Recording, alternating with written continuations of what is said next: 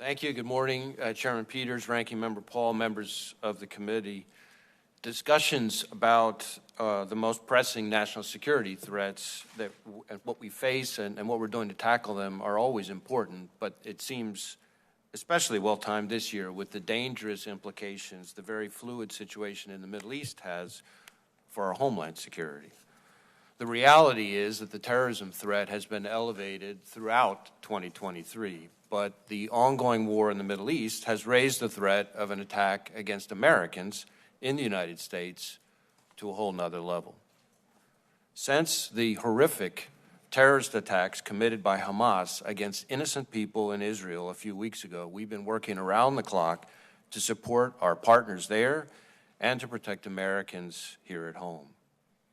We assess that the actions of Hamas and its allies will serve as an inspiration, the likes of which we haven't seen since ISIS launched its so-called caliphate several years ago. In just the past few weeks, multiple foreign terrorist organizations have called for attacks against Americans and the West. Al-Qaeda issued its most specific call to attack the United States in the last 5 years. ISIS urged its followers to target Jewish communities in the United States and Europe. Hezbollah has publicly expressed its support for Hamas and threatened to attack U.S. interests in the Middle East. And we've seen an increase in attacks on U.S. military bases overseas carried out by militia groups backed by Iran. Here in the United States, our most immediate concern is that violent extremists, individuals or small groups, will draw inspiration from the events in the Middle East to carry out attacks against Americans going about their daily lives.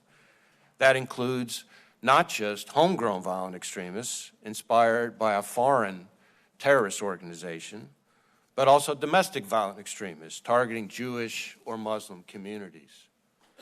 We've already seen that with the individual we arrested last week in Houston who'd been studying how to build bombs and posted online about his support for killing Jews.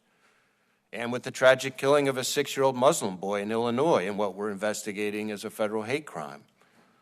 But as I said a few moments ago, on top of the homegrown violent extremists and domestic violent extremist threat, we also cannot and do not discount the possibility that Hamas or another foreign terrorist organization may exploit the current conflict to conduct attacks here on our own soil.